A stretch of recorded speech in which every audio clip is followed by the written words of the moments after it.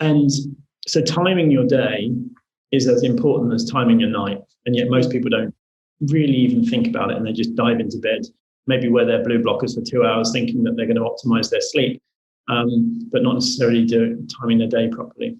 So I talk about the timing of your day quite a lot because that really does help you sleep. And if you optimize your sleep, your body repairs better. And you're, I think it was 7.1 times more likely to get a cold or a flu if you have less than 7 hours sleep in a night. It's pretty powerful for our immune systems, especially at current times, which not to get into right now. So optimizing sleep comes first.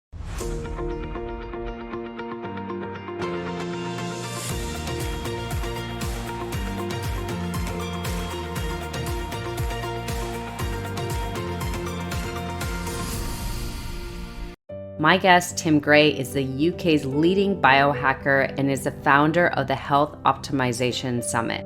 As a psychology specialist, serial entrepreneur, and successful businessman, Tim founded and invested multiple seven-figure businesses, including several digital marketing agencies and London's first private hyperbaric oxygen clinic. After years spent self-healing his body from chronic health conditions through biohacking alone, Tim embarked on a mission to educate and empower the masses. As such, he created the Health Optimisation Summit, Europe's leading health conference, which aims to provide people with the knowledge, tools, and resources to take their own health and performance to the next level.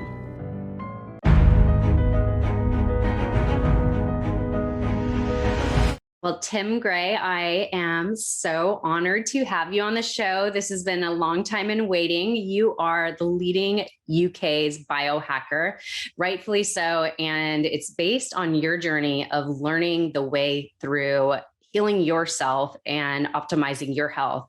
And I know you've shared on other podcasts, of course, your story. And I think it's super, super essential to share your story of how you led yourself into biohacking by just healing yourself and optimizing your health. So if you could share kind of your journey before getting into this industry. Sure. Well, I'll be quick because I think it's a common thing that people have, I think, in this space. It's one through self-healing where everyone seems to say, I had gut issues, or I had someone in my family that got ill, and that led me to realize that, the system wasn't helping. And it's really, I would fit myself in that category, really, where I was a very successful business guy running multiple companies, waking up in the morning, throwing some food down my throat, literally running into the office, working through till 6 p.m. and then at 6 p.m. getting on to my second company's work, jumping into bed at 11 o'clock, having eaten at about 10:45, and wash, rinse and repeat. And then I went traveling for a little bit, and when I say a little bit, about a month, and had some vaccines before I went traveling. And then I started getting knee pains and leg problems, and various other things started happening. And I think while I don't put that down to the vaccines, specifically, I do put it down to the straw that broke the camel's back. I was pushing my body to its limit, and I was enjoying it. I was loving life, but very, very busy and didn't get a breather. And, as the saying says, if you don't take a day to relax, your body will choose it for you. So I started getting kidney stones, urinary tract infections, various other things that required months of antibiotics. I started bloating more and more and more and more, started getting thrush in my mouth, and brain fog and anxiety, and just started falling apart. And from someone that I would consider previously a sickness to be a weakness, it's something that my staff would say when they wanted an excuse to not be at work. I thought it was weak. I realized actually there's something going on here. And after about a year, in and out of the doctors, one particular week, this is my turning point, and I think most people seem to have one of these in some form. I said to him, doctor, what's going on? And I was at the point of breaking. He said, Tim, can't find anything wrong. And at that moment, I just kind of went like, this is mad. So I was in the car on the way home, and I couldn't drive at the time. My mum was driving me. And I just remember thinking, right, I'm going to research. So bearing in mind, I built several companies from scratch, through to a point of sale. And one of the things I used to do for strategy, because I'm a very visual type, I think visually very quickly generally, is Post-it notes. So I'd write down all the issues I'd had, all the symptoms on Post-it notes, stick them up on the wall, put them into a cause and effect chart, and figure out what caused what until it got to one top point. And for me, it ended up being very, very high levels of mercury. Had 7 metal fillings in my mouth. I'd had braces for several years, which contained nickel. I had a retainer in there as well. Plus, I was pretty much living off of sushi because I thought it was healthy, and not necessarily best quality sushi. So I had high levels of metal in me, mercury. And, when you look at what mercury does to the body, it's very damaging for the brain, the organs, for the immune system. It stops certain enzymes from working in the body, which means that you don't, certain things don't operate as they should. It kills off certain gut bacteria as well, blah, blah, blah, blah, blah, blah, blah, including leaky gut and everything in between. So I kind of figured out how to do mercury chelation, and I studied and practiced that for around 90 rounds and, tracked around 35 different points of data a day before I had the Aura ring. So I could check on, mental clarity and energy and all these things. And I noticed that with my blood tests, because I was very routine with them, that as I collated the mercury out, my immune function improved, almost in parallel to it. So anyway, there's more and more things that went on, gut cleansings, supplements. And this is, a long time ago. This is before supplements, I guess, were the trend, which they are now. And just kept on studying and applying. And I always seemed to have one issue, something that I was holding on to for whatever reason. So I just kept on studying and applying it to myself and going into extreme detail and testing on my body. And then after 5 years, must have been about 2015, I heard about Bulletproof coffee. And had a cup of it in the morning, and I'd been off coffee for years because it irritated my gut. And next thing I know, it's 2 p.m. in the afternoon. Me and my girlfriend at the time had been working solidly without any interruption. Mental clarity and focus was amazing. I was like, there's something here. So I looked up Bulletproof coffee, heard about Dave Asprey and the biohacking movement, and associated myself with the Biohacker label because I realized I was one for many years before it was popular, before I even knew the label. So it really went from there. And then to round off, I went to the Bulletproof Conference back in 2017 in Pasadena, which was awesome. And I realized that there's a whole tribe of people like me out there, many of which growth mindset, really keen to be better, happier, positive mindset. When I came back to London, I realized there was only like 3 people I knew like it. So I started the Biohacker London Meetup group, which grew to 500 people. Very, very, very quickly, actually, within a few months. And 50 to 100 people would turn up every month. And then one day I said to my mum, I've got 500 biohackers and we meet. She said, what's a biohacker? And I was like, someone that uses nutrition, supplements, health to optimize their health. And she said, well, why don't you call it something else? And I was like, anyway, so as a marketer, health optimization was the label that really associated, answered everything. And then I built the Health Optimization Summit. So it's kind of like layers. Yeah. My ultimate mission is to really spread awareness of the things that could work or do work for people that they wouldn't necessarily hear from their doctors. Some things are tested, some things aren't accepted, some things are well known in the alternative health spaces, having a very, very good rate on for fixing health, and yet not adopted by the medical system for various reasons. And also there's many good functional medicine things out there that aren't necessarily well known as well. So I kind of bring health, fitness, medical wellness, nutrition, biohacking, paleo, keto, all of these things together in one label of health optimization. And then I became an influencer, and that's my journey. In small little tidbits, because there's much more to that. So let's unpack some of that. First of all, I think one thing that's very true is that if you go to a normal Western doctor, they will not generally look at a root cause. They'll look at your symptom and then they'll give you a medication or an antibiotic. And for those of you that are listening that don't know, antibiotics are one of the worst things for your gut. Yes, sometimes we need them. I don't know, actually, if you could answer this. I don't know if there's alternatives. Let's say you do need to take an antibiotic because you do have bacterial infection. I know it doesn't treat viruses. What would be an alternative coming from you, a biohacker, somebody that knows how to use alternative options? Is there something, if somebody has a true bacterial infection, I know sometimes people take antibiotics when they actually don't, which is a problem, but is there another option? There's multiple, but it really depends on the context of what infection and where. Okay. I think, for instance, with me, they told me I had a prostate infection, so they gave me antibiotics for 3 months solidly. Wow. I didn't have an infection at all. They couldn't find anything, but they said take it as a precaution.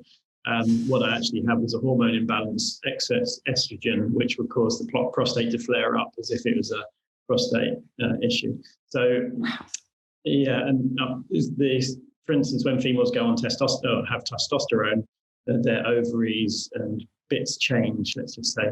And guys, when they have high estrogen, they start getting boobs and their prostate starts flaring up and it tries to get bigger. So it's like, that's where that is. So anyway, the point is that it depends on context, whether they actually need them, as you say, and what infection it is if they do have one. One thing that I do really like is oregano oil and enteric-coated oregano oil.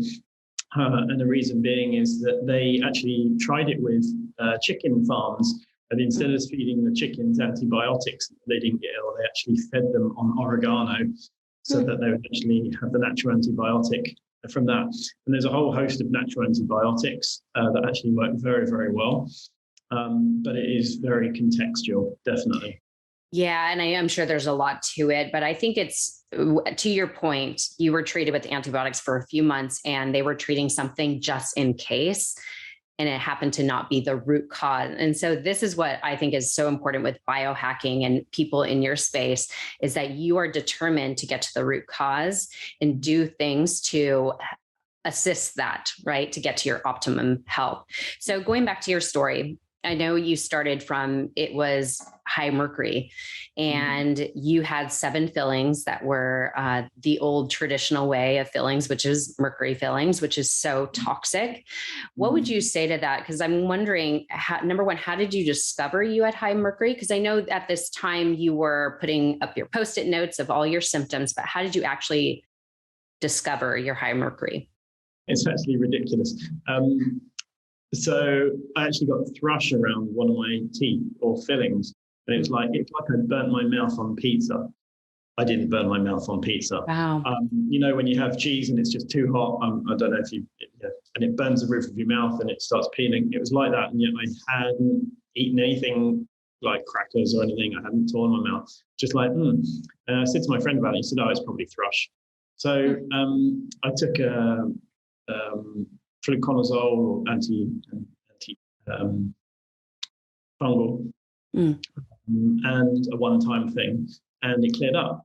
And it's like interesting. So that was around one of my fillings. So I googled metal fillings and candida, and then it talked about the candida mercury connection. And I was like, I'm going to get tested for mercury, I wonder. And then I did, and it was just crazy high levels. So it's a kind of weird diagnostic way of figuring it out. Yeah, but you were curious enough to look further. So that's remarkable. And I think that's one thing that I think anybody listening, you have to be a little bit more curious why something is happening so that you could look further into it, and you'll be surprised what you discover. So as I was mentioned before, I pressed record because of you, because of one of your posts on IG. I saw that you shared Root Cause, which is a documentary that was actually taken off of Netflix. I don't know why. And that makes me so pissed off, but you shared that and I watched it. I think it was like an hour and a half. I was so intrigued, so eye-opening. And I luckily, before I watched this documentary, I was very fortunate for what happened to me. So I actually got a tooth implant, one implant. And luckily, when the tooth was taken out, I actually, at the time, it was so expensive. I didn't have dental insurance, so I held off on putting the actual screw in. Thankfully, because of one of the people I follow, her name's Jessie Golden. She's really into holistic healing and holistic health. Thankfully, she shared, and that's why I love when we influencers, if you want to say it, share the knowledge we have learned along the way through our own experience. We could help so many. And she helped me because she shared she was getting an implant and she was getting a holistic screw, which is zirconia, which is ceramic. Thankfully, because of her, I contacted her. I'm like, hey, I need to finish my implant. This is like 2 years later. I went to my normal dentist to put in the screw and I said, I want zirconia. And he's like, well, just so you know, I never do that. We put titanium. That's traditional. It's been around for years, yada, yada. He's like, but I'll do it for you. And he's very experienced. So luckily he did it for me. And it was a process, to be honest. Even my dentist, she's like, I've never used this. There was difficulties. And all I could say is I'm so thankful I waited those 2 years because it saved me, because now I have a now I have a zirconia implant. But anyways, lengthy. But can you talk about the importance of our dental fillings and also root canals? And you don't have to go into depth because we could just say, watch root cause. That will tell you everything. But just in summary, what would you say about that? Because it's so important.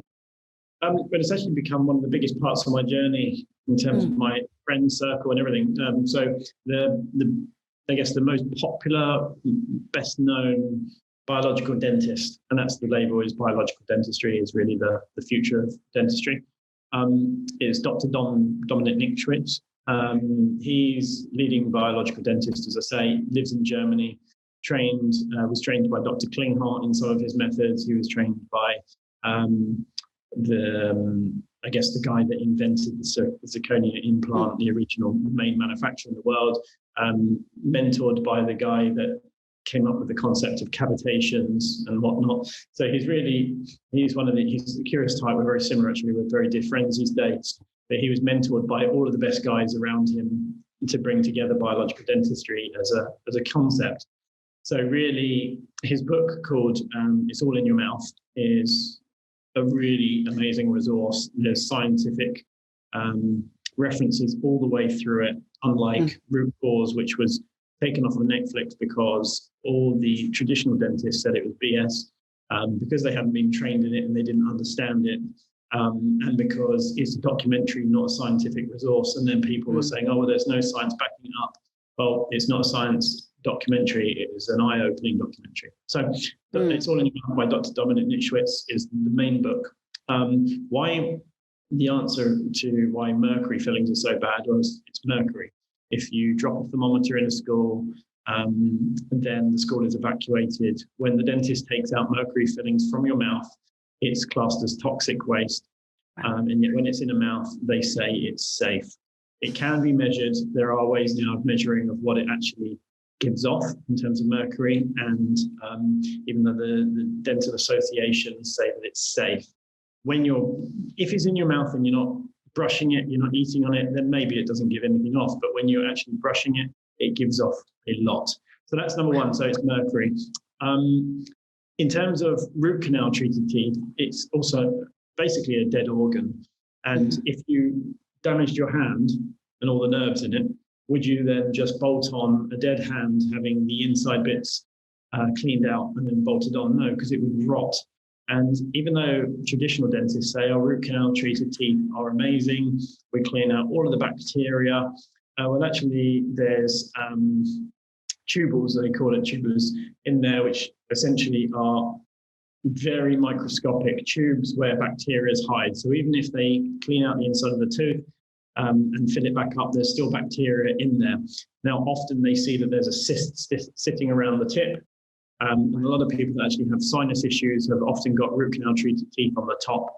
For instance, me, I had 2 cysts in my sinuses that ENTs and some of the best max fact surgeons said they didn't know why, but it was fine. When I had the root canal treated teeth taken out, ceramic implants put in, gone.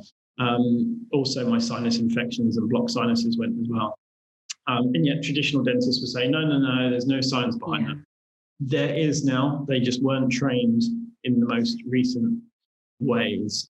And then so you've got cavitations as well. So if you've had a tooth taken out, what happens is, like in the documentary, they talk about periodontal ligament. So it's about when they take the tooth out, it's actually cleaning the bone, scraping the bone so that the bone starts healing again. And stem cells start rushing to it and it starts basically healing. Now, what they generally do is just pull the tooth out and that's it. That leaves a cavitation or an area of bone that doesn't necessarily heal up. And you can actually see it on, if you're trained specifically to see cavitations, you can see them on x-rays. Standard dentists don't see it and they just say, oh, it's a dark area, x-rays can't show you that. But I had my scans done and showed I had cavitations on all 4 wisdom teeth.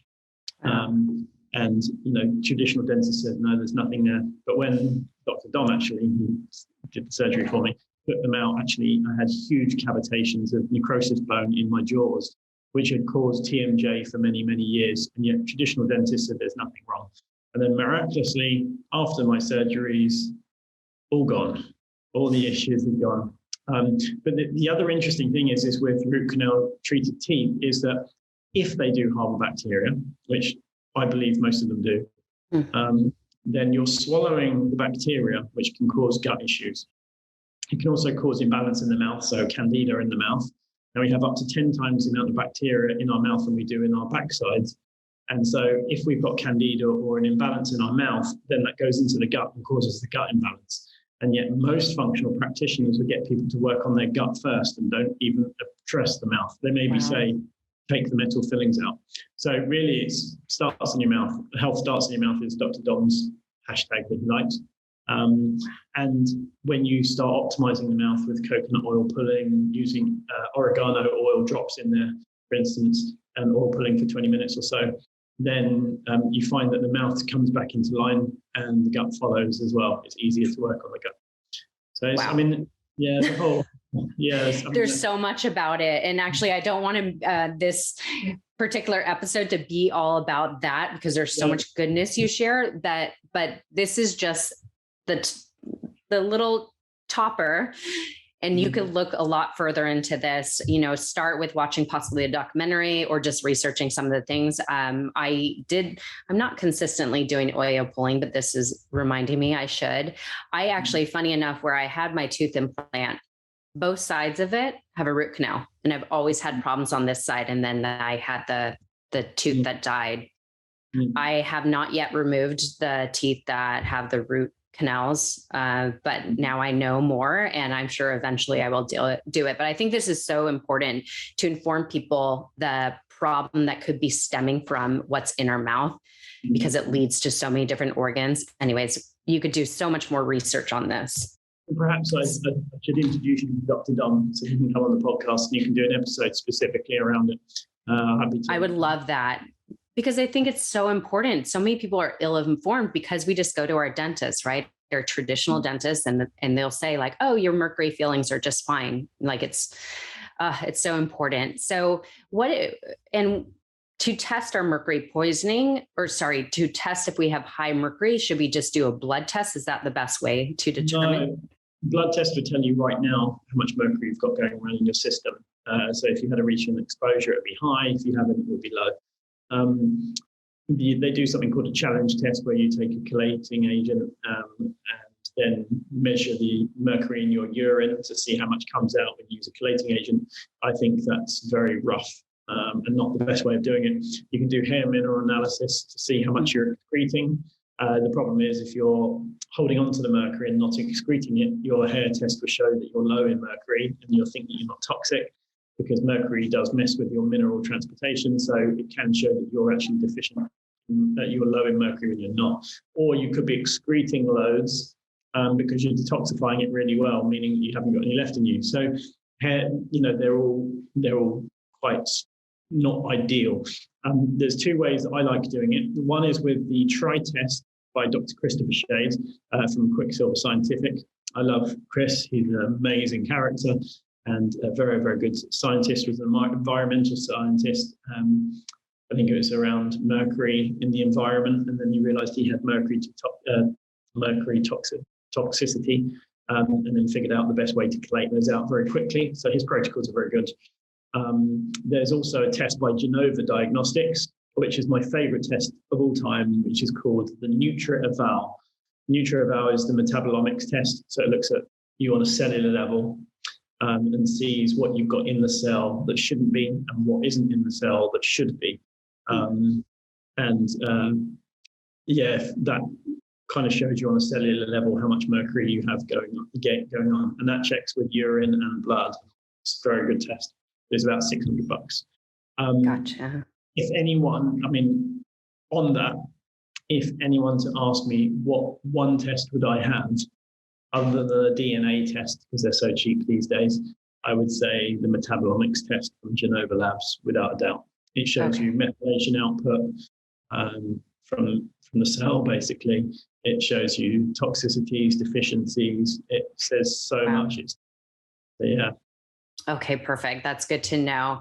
And so I know many probably listening have heard the term biohacking, but can you define it in your own words? What is a biohacker? I'll say what it isn't first. It isn't metal implants to make yourself a cyborg like media will let you think it is. And it's not gene editing so that your pet rabbit glows in the dark. Those are two things it's not. And I'd like to start with that because the media likes to say it is. What it is, and Dave Asprey, the father of biohacking's term, actually is the art and science of optimizing the environment inside of you and outside of you to take control of your health. I say it's using nature, science, technology, nature's wisdom to optimize your health where traditional medicine won't help. That's how, as I see it, because most biohackers don't really talk about grounding or earthing. They generally talk about more of the technologies or supplements. And while I do use technologies and supplements, we have a deficiency in the things that we evolved with, such as grounding, such as natural light opposed to blue fake light, fresh air as there's air-conditioned air that's dry, mineral water that isn't mineral water anymore. It's filtered with none of the things in it. So I like the natural things first, give the body what it needs to survive or thrive, and then if you want to give it a boost, for instance, use red light therapy or use a meditation device or neurofeedback or any of these things, but that should come second. Yeah.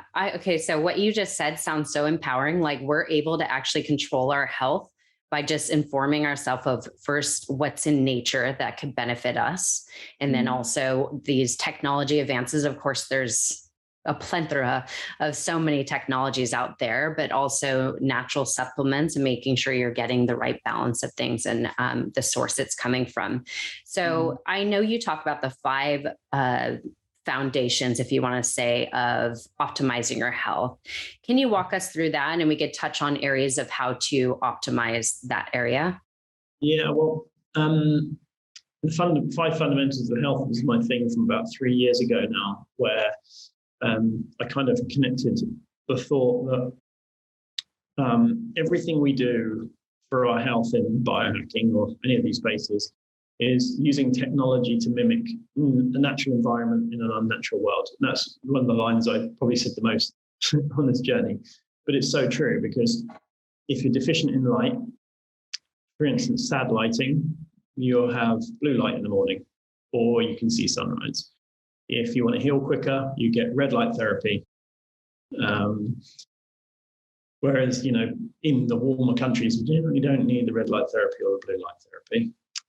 If you're not breathing, doing your breath work, or you've got breathing issues, hyperbaric oxygen therapy is amazing. If you can't get in nature and stand on the grass, you get grounding, bed sheets, blah, blah, blah, blah, blah, blah. So really that's what the whole basis of everything I talk about is. And I'm told that it's not brilliant for monetization, but I don't particularly care in that. While it's important you do pay the bills, I think it's far more important that we put our health first before profits. And I think that that's the issue with certain industries, and I don't want it to be the same in the biohacking one as well. I want everyone to have accessibility, be accessible to all this stuff. So the first one I always say is sleep optimization comes first. Now, I've adjusted that in most recent times since getting to know Dr. Sachin Panda, who wrote the book, The Circadian Code.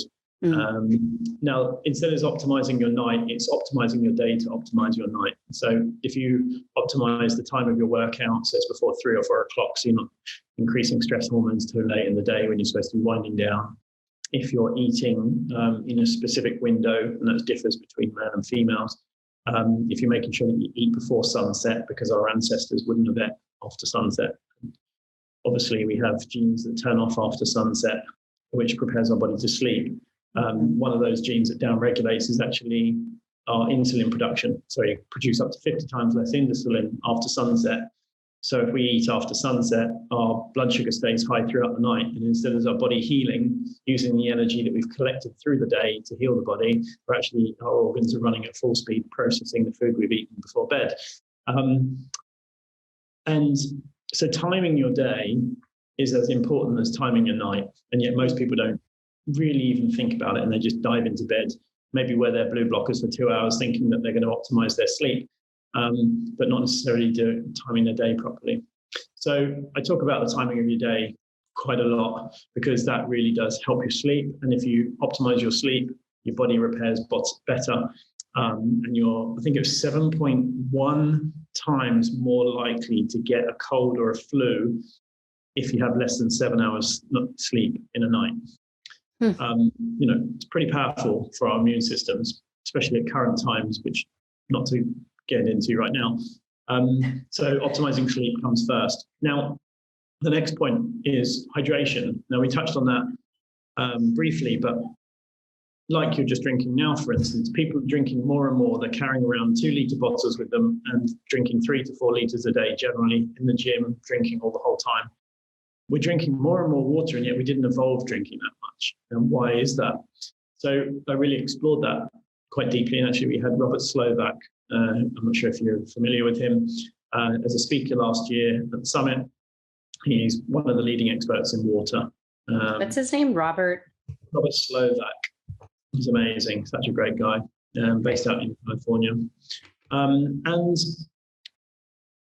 I came to the realization, so I had frequent urination, or I was peeing 30 to 50 times a day. I'm not joking. That's no exaggeration. I'd drink a cup of tea or peppermint tea or something, or a glass of water, and it would seem twice as much would seem to come out a few minutes later.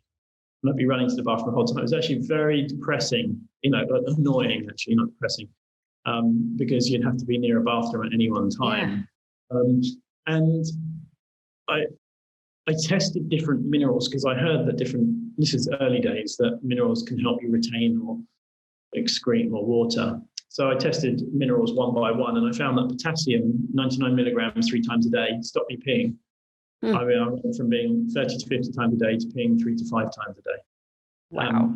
The potassium, I was obviously deficient in it and mercury has a place to play with this because mercury actually competes for the cell for magnesium, and then magnesium, potassium, and various other minerals get thrown out of whack.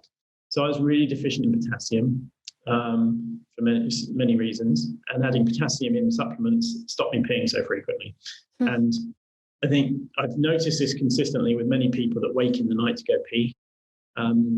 If they say, I wake to go pee in the night, 50% of people that take potassium through the day actually don't seem to wake for a pee during the night. The other 50% are often hormone related and need to look at, optimizing their day a bit better. So I tested each one. Potassium was the one that really put me over the edge. And I was like, actually, what does that mean about my mineral levels? So I started looking at the different minerals, electrolytes, and optimizing that, and realized that found that 70% of people are actually deficient in minerals, hydration, dehydrated by the time that they're 70, 30% dehydrated. And while we get bad skin or brain fog or inflammation or migraines, energy production issues, a whole host of things, our our veins are wires. And if we haven't got the right electrolytes in there, we haven't got the wiring working properly. So if you have like Celtic sea salt is my favorite because it's 78 to 82 trace elements and minerals in one thing that comes from the sea. And Celtic sea salt is the most minerally similar to our blood in terms of mineral composition. So if you are peeing, 8 times or more a day and drinking lots of water, if you add half a teaspoonful of Celtic salt in the morning and half again at night in 300 milliliters of water, most people find that they stop peeing so much and their brain switches on, their hormones come into line, they don't get their migraines anymore. So those are the 2 most important pieces. I talk about dental optimization, breath work, grounding, sun and light optimization. And in fact, I got asked this so many times, actually, it's overwhelming on Instagram, anywhere from 20 to 100 times a day. Where do I start? What can I do? Blah, blah, blah, blah, blah. So I released the summit videos, which we sold on our summit website, which did really well. But so many people didn't know where to start or what order to do it in. So I recorded a course, actually, a 10-day course that covers this. Yeah, it's done really well. I didn't expect it to do so well, in all honesty. We've got about 280 people on the course now. And there's a live Slack group where I answer, questions that people might have. There's a fortnightly webinar, and it's 10 days of course that goes into detail on grounding, on sunlight, how to optimize your water.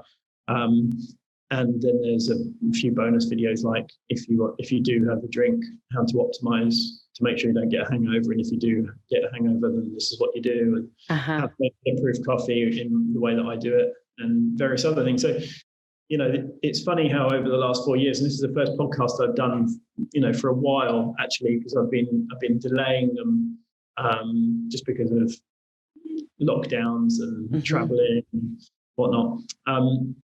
And over the last 4 years, it's funny how it's progressed to the point where I'm now talking about a course I've done, and it's actually quite funny to see the journey. It's amazing. I actually heard recently that you launched it like a few months ago. Am I correct? Yeah, about 3 months ago. Yeah, honestly, so needed, because like you said, where do I begin? Because there's so many areas to hack, if you want to say, that we need to, that it's not like everything works together. So if you just work on your sleep, but you don't work on your hydration or your nutrition or exercise, whatever, it's only going to impact so much. So of course, a course I think is brilliant. I can't wait to see it. I think it's definitely what people need. Just having this podcast, this is like, an introduction to the options out there that you've talked about. And actually, I heard you mention, as I was listening to something this morning, you mentioned the Berkey filter, and I actually have that, but I didn't know I should be adding minerals to it. So I guess that's a problem. So I have the Berkey filter. So you would say add Celtic salt. Celtic sea salt, yeah. I mean, sea salt is good in general. Some people say, it's higher in toxins than Himalayan, and this is better than that. The important thing is that Celtic sea salt is the most similar minerally to our blood.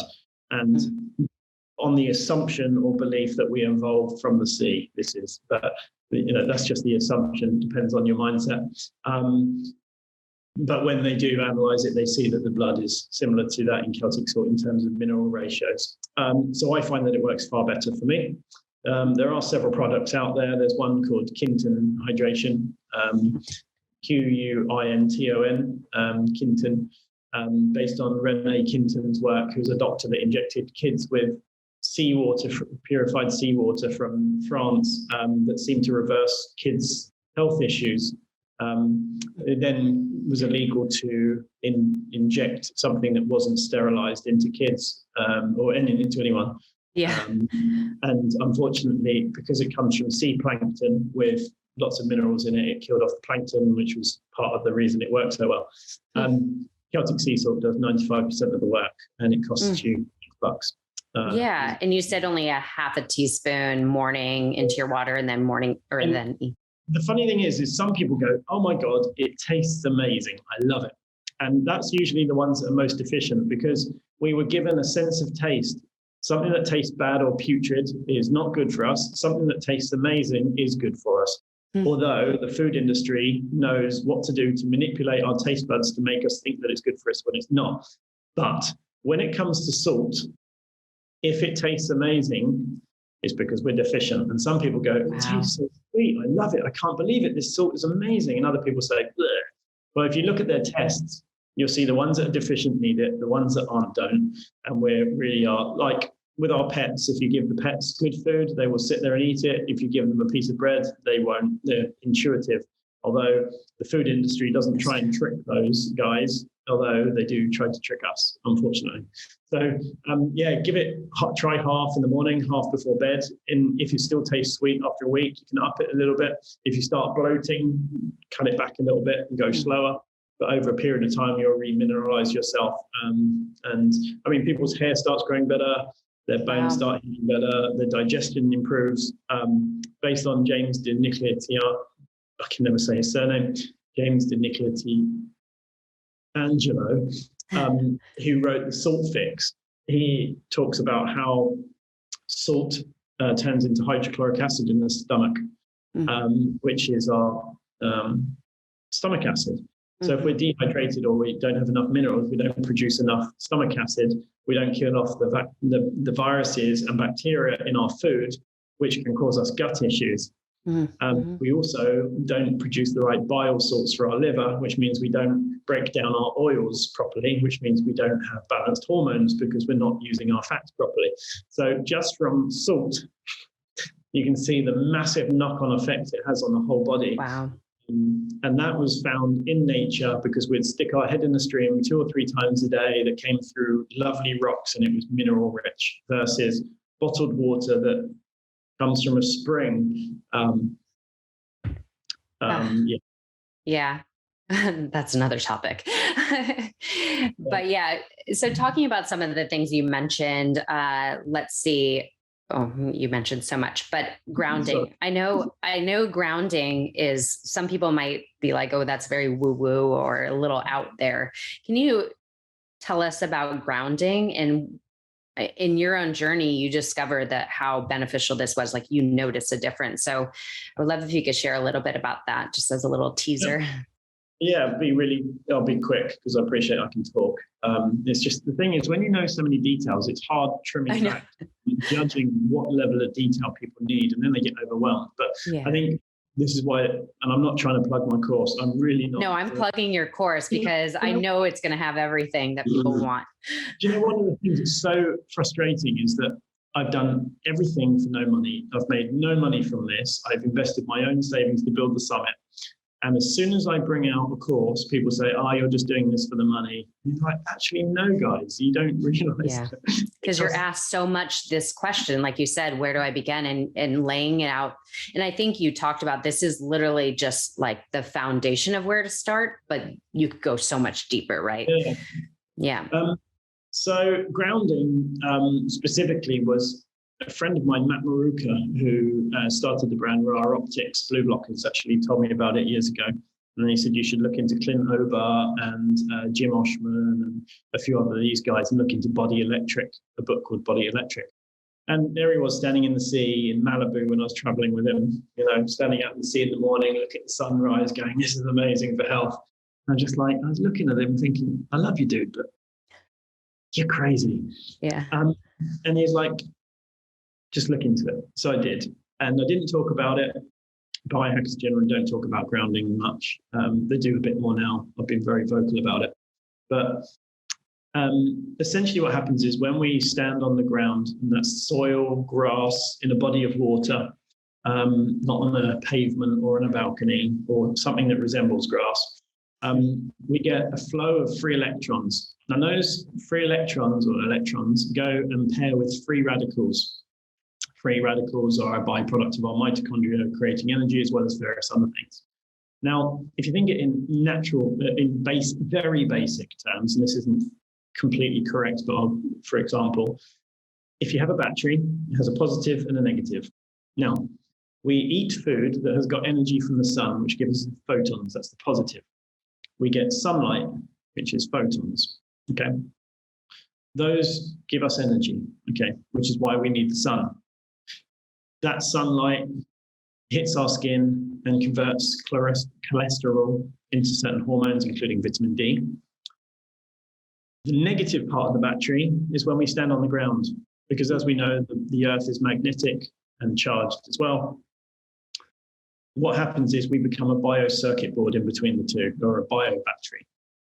Okay, so this is why if you're in Iceland, you can't survive off of a salad. You need more nutrient-dense, energy-rich food. And when you're in south of Spain, you can't eat heavy meat all day, every day. You eat salads. So we get more energy from the sun. We need less from food. If we're in colder countries, we get more from food, less from the sun. We're very smart creatures.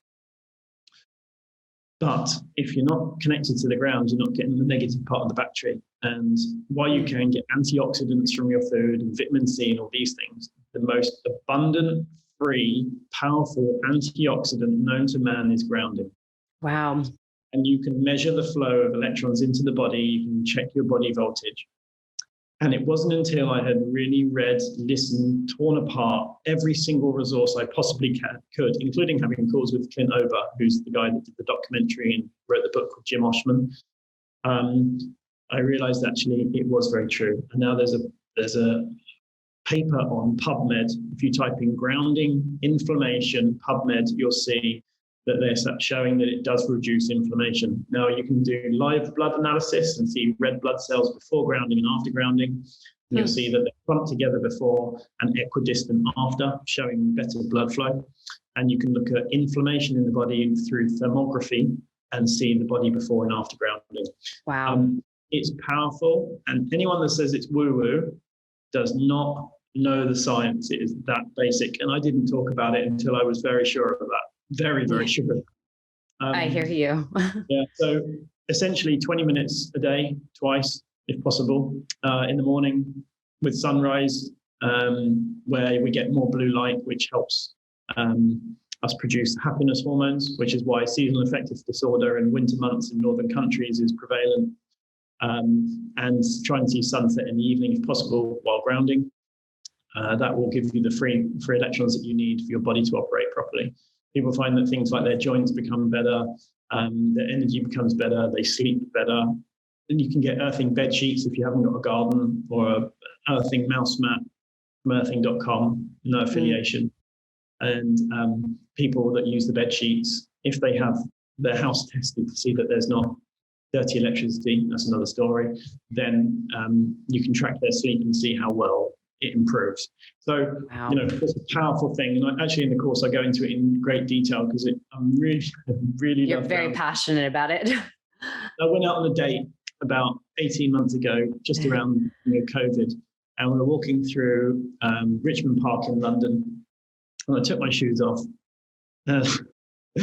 Oh, this girl must have thought I was absolutely crazy. That's funny. I laid down on the grass like this, and I was just like, this is amazing. And I don't care if she thinks I'm bonkers, because I know this is good for my health. A few years before, I wouldn't have done it, and I would have thought I just looked crazy. But the health benefit is so good that I didn't care. Remarkable. So, yeah, I mean, it really is good. And that's good to know that it's not about getting on cement or your balcony. It's actually getting on earth. So I think that's really important to know. So touching about the sunlight, I think it's really important for people to know, especially from where we're coming at, meaning quarantine. Obviously, the whole idea is to stay healthy, right? So we don't get COVID and yada, yada, yada. And so many people have now got used to this office life, being inside with artificial light, not getting outside, not going for a walk. Why do we need to get sunlight, and why do people need to make sure they implement that into their day, regardless, no matter what, no ifs, ands, or buts? Well, as I mentioned, sunlight hits our skin and converts cholesterol into various hormones. including vitamin D, which is actually a hormone, not a vitamin. And that we're basically we're complicated household plants with emotions. Photosynthesis does play a part, i.e. we need sunlight and we can't survive without it for very long. Problem is we're just starved of it enough to be alive but not flourishing, which is why certain viruses drop in summer months and peak in winter months. Vitamin D, for instance, is higher during the summer. We have a storage of it and it drops off over a period of time when people's immune system drops. So it's very directly correlated. I mean, it's not rubbish. Sunlight plays a huge part in that. Different light, color lights, different wavelengths do different things to us. As I say, blue light is well known and documented for seasonal affective disorder for in winter months in northern countries. Red light therapy speeds up healing. It's really good for your mitochondria and things like that. And different light does different things. We get light through our eyes, which is the most photoreceptive part of us. And yet most people wear sunglasses, blocking out certain wavelengths, which can cause hormone imbalances. Wow. If you want to know more, there's an amazing book called Light and Health, or Health and Light, by John Ott.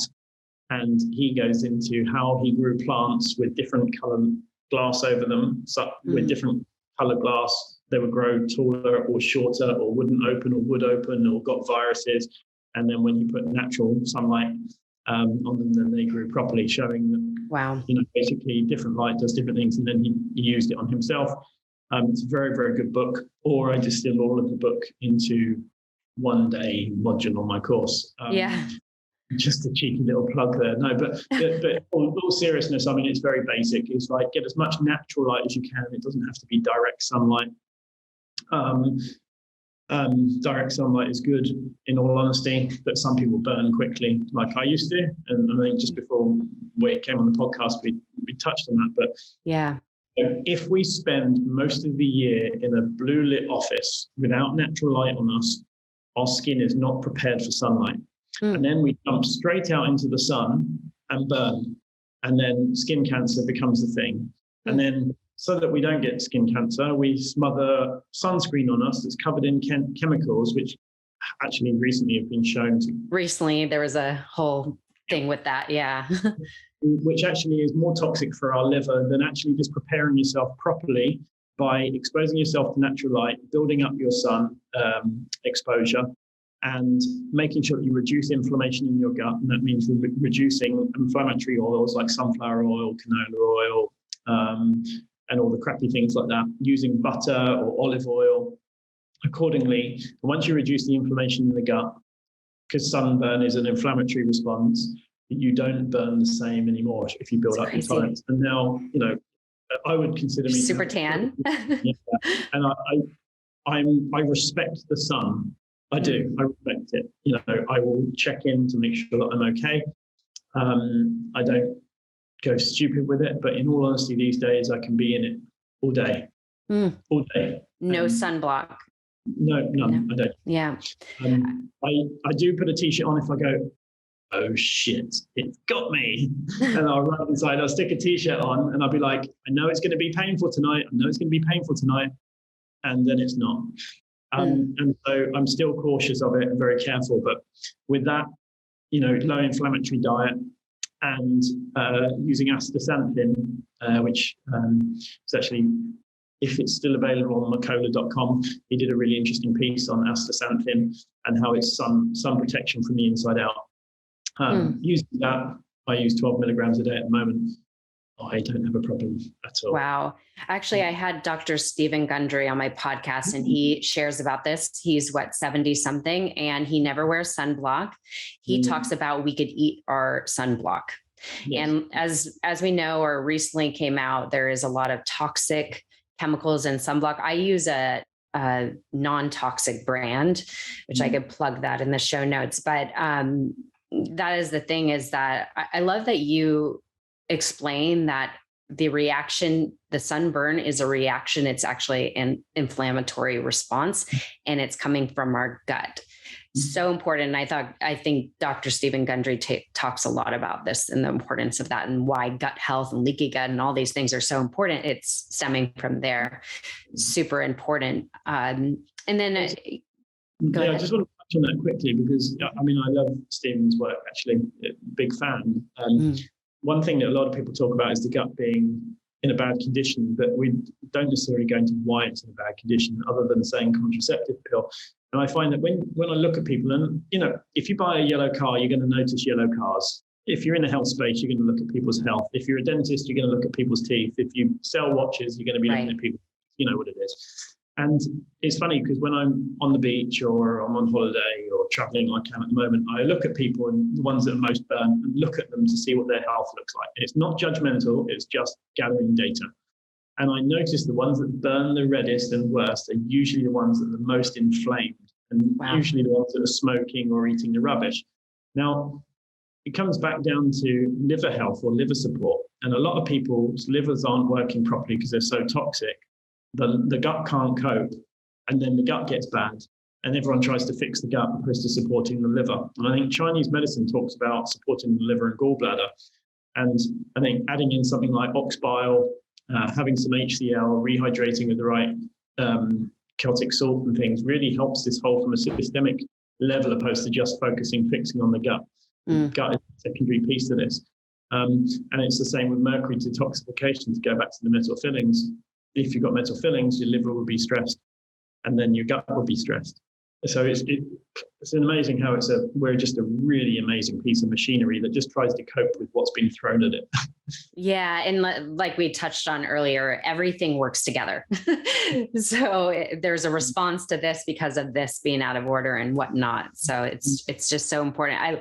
I mean, what's so magnificent is you literally spent a good amount of your life studying the heck out of this, because you were having so many issues that you were like, I'm going to get to the root cause. And you found so many ways. You've dropped so many resources. I don't even know how to plug them all in the show notes, because there's so many things you share. But I know your course I know it's going to be phenomenal. And I know it's such a great place to start to learn just the basics of how you could start to optimize your health in all these areas. I use red light therapy myself. I actually just use it since I have a little mobile one. I just use it on my face, the red light therapy. I don't know if that is fully benefiting my whole body, meaning optimizing my cells and mitochondria and all that. What would you say about that for first of all, would you recommend, if you were to say as far as tools to buy to biohack technologies, what would you say are like the top 5 go out and buy?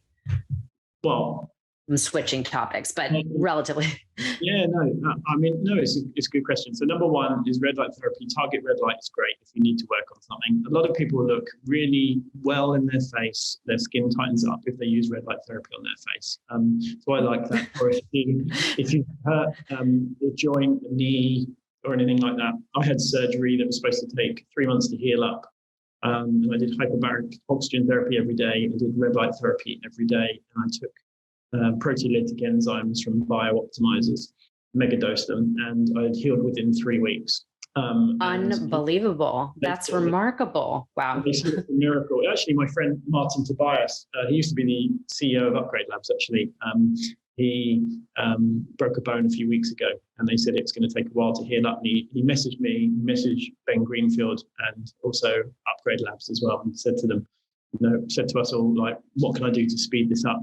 And we all gave him a protocol, and then he put it out on Instagram the day before yesterday, showing that he had healed already in like a couple of weeks, which it's remarkable. A big part of that is red light therapy. So I'm a big fan of it. Mm-hmm. I think technology-wise, simple blue blocking glasses. Number 1, like non-negotiable for my life. If one biohack I have, it's blue light blocking glasses. Unless I'm on a desert island and there's no fake light anywhere. That's my one non-negotiable. So question, before you go on the next one, the blue blockers, do you wear them during the day and during the night, or more especially at the night? Certain people wear them through the day. Mm-hmm. If you're on stage, It's junk light, you might not want that. But generally 3 hours before bed is when I would wear them wherever I am in the world. I don't think wearing them during the day really adds as much value as wearing them 3 hours before bed. But if I'm on stage, sometimes I will wear them. One, because they stand out and you look like a diva and people ask you about it and know you're the biohacker in the room, and no objections to that. But also because, blue lights can fatigue you. Like when I was filming the course, actually, at the end of the day, I was absolutely knackered. And half the time I couldn't wear blue blocking glasses because I didn't want to wear them the whole way through. It drained me. So, wow. There is a time and a place. But the orange lenses should be worn 3 hours before bed, every day. And there's non-negotiable for me. So that's the first technology, or, something to mimic nature. Using your phone app or your laptop, Flux is a good free way of doing it, but you've still got household environment light. And if you go to the bathroom and turn the lights on, your eyes see blue light straight away and it wakes you back up, stops you secreting melatonin, and you won't sleep the same. The second technology, I want to go with the Sensate meditation device. Big fan of those guys, not because I have any vested interest in it or anything at all. I heard about it a few years ago, invited them to the summit to test it in the VIP room. It went down a storm. They're doing very, very well. And it's a vibrating unit that goes on your chest. You put your headphones in, put the device on your chest, and it kind of gyrates, not vibrates. And what it does is it syncs with the sound and takes you out of your mind, makes you enjoy the feeling of almost like a cat or a tiger purring on your chest. Wow. Puts you into a sympathetic mode, helps you meditate better, stops you thinking, and it's really good for vagal nerve tonality. So a lot of people have found that they have better digestion as a result, and has really helped them. So I'm a big fan of Sensate. Again, no affiliation at all, just love those guys. Constant glucose monitor, usual biohack right now. I usually wear one when I'm not traveling, just to monitor my body's response to different foods. One thing that I did find very cool with it was if I had American sweet potato, it's generally much sweeter and had more pesticides in it, so it spiked my blood glucose significantly. Whereas if I had Spanish sweet potato, it didn't. And so that's down to the level of pesticides and things in it. So that's constant glucose monitor, and you can get that from Freestyle Libre. Levels do one now, and another brand. Very, very stable on Instagram. It's VRI. I think they're going to be at my summit next May. So those are really the three main ones, and then all the other things are fun. Like there's the Happy device, which you can put on your head that changes your state from awake to sleepy or from to high. Wow. And that's nice, but it's not a non-negotiable. But it is a good device to have. I use it as a nootropic when I'm working. I have a nootropic, and I put the Happy device on as well, and make sure I have a grounding strap on at the same time to stack them. And then the final one I guess I'll go for would be the Hyperbaric Oxygen Therapy chamber. Which is what started you in kind of the known as a biohacker is having your own space for that, right? Yeah. Good research. Dave Asprey talked about it once on his podcast and said hyperbaric oxygen therapy, and I thought it sounded cool. I tried it out, loved it. It was too far from London for me to do regularly, and I was going a week, and it was really expensive, like $200 and something bucks a go. So I was, spending $600 to $1,000 a week minimum, plus having 3 days out of the office, which just wasn't good. So over the space of 2 weekends, I built a clinic, found a hyperbaric specialist, opened the clinic, got it full within 3 months because I owned a marketing agency. Kind of got me on the map. That was part of the journey, actually, which I forgot about. Wow. So I have a chamber at home these days. One of our sponsors for the summit is Henshaw Hyperbarics. They're in the UK and US, actually, and they do very good chambers that are now soft chambers that go to 1.4. They weren't available for home use when I opened the clinic, which is why I opened the clinic. Nowadays, having one at home that you can rent or buy. I haven't. Whoops. No, go on. I haven't yet tried one, so I'm curious. It's basically giving oxygen to your cells, right? Mm-hmm. Your whole body. Is that how it works? I don't even know. Yeah, you go into a nice little chamber, and you have an oxygen mask, and it gives you nearly 100% oxygen. That's but amazing. What it does is it gives you compressed air. You don't necessarily feel it, but and it goes into different atmospheric pressures. So 280A is where the studies have been done on it.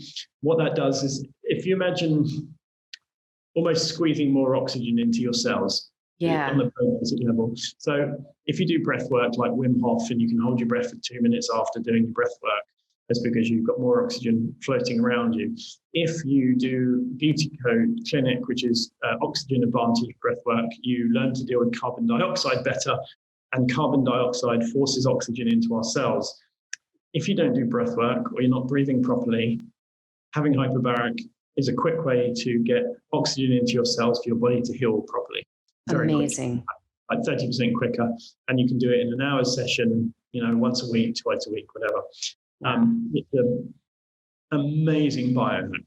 If someone's had a stroke and lost the use of part of their body, if you get them into a hyperbaric chamber within 12 hours or so, then it often reverses that, because it gets oxygen to the parts that would die off.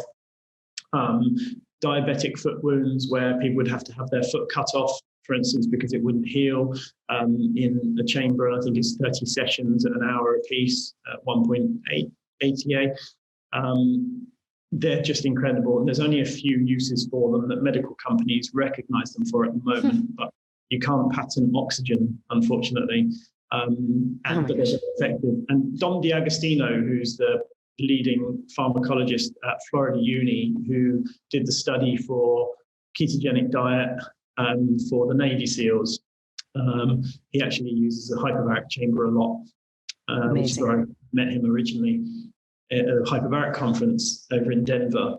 And he's been using it for a lot of very cool things, very, very cool things for health applications, mental clarity, longevity. There's a study done where it's the first time that they've lengthened telomeres by having hyperbaric oxygen therapy. So it's got a lot of popularity with the longevity billionaires right now. Wow. So yeah, I mean, that's my favorite technology, and I've got a mini one at home. Wow. Okay.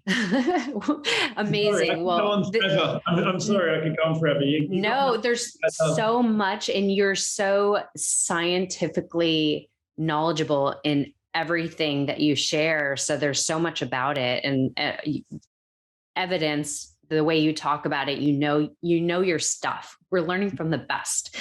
So this has been just phenomenal. I don't want to take up so much of your time. And I know I'm definitely going to plug in your course, because I know it's going to be absolutely phenomenal. I know it's such a great way for people to learn so much more about this and how we could really optimize our health, which is so critical these days. And as we touched on earlier in the episode, going to a doctor, getting regular blood tests and all that can sometimes be a bandage. And if we really want to optimize our health, we need to take sometimes things in our own hands, which is a form of biohacking, which is so great. And I love everything you shared. So valuable. So Tim Gray, I always like to ask my guests, I'm curious what you will say to this. I don't know if you've written a book. If you haven't, of course, I'm sure that's probably coming, or as it should. But if you were to write on the first page a piece of advice that you feel anybody could hear or that should hear right now, what would it be?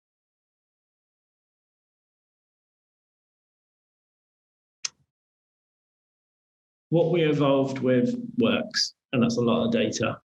What we're getting sicker with doesn't, and that's less data. We shouldn't need a study to prove that nature or our ancestors worked. Sure, they lived, and I'll stop that quote there actually, but sure, they lived shorter because they got eaten by things and had nasty diseases we don't have these days. But if we took the best of them and the best of here, we could live a lot longer and be a lot healthier. That would be something along the lines of that. It's so true. It's so true that, unfortunately, like there's a fortunate thing with technology and there's an unfortunate thing. Like you said, the whole blue light is an example of that. Is we're on technology all the time and it's actually harmful to us. So we have to go back to nature to kind of balance that out. So that's so important. So Tim Gray, this has been amazing. Where could people best find you? I know your IG is up. It's no longer hacked or shut down, whatever it was. Shut down. Tim Biohacker on Instagram, Tim Biohacker on Twitter, Tim Biohacker on Facebook, or healthoptimization.com is the website with the summit on it. And yeah.